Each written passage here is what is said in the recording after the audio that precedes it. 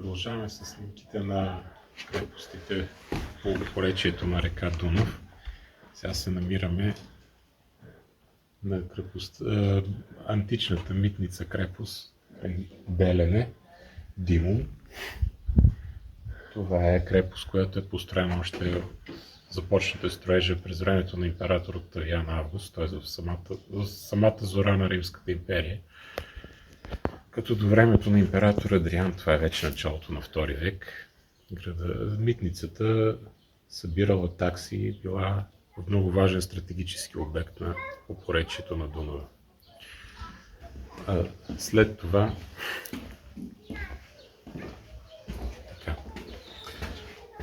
следващия етап в развитието на митницата е по времето на кризата на III век, по времето на император Аурелиан, когато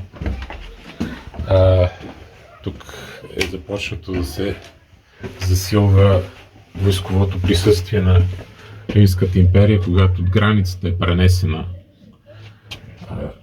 на река Дунав.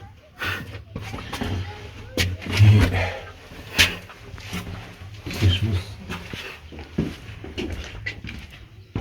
за времето на Аурелиан важно, че Римската империя възвръща позициите си, които са имали още от началото на III век.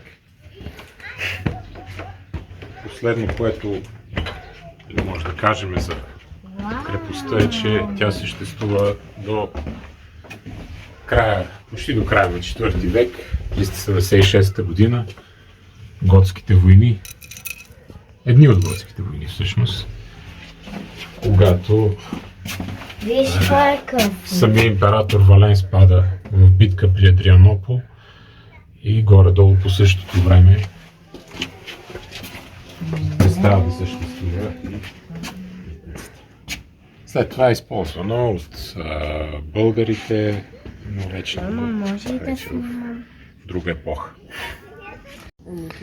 В допълнение, като това, че тук се е развивала доста така обширна търговия, говорим за най-североизточната митница на Римската империя.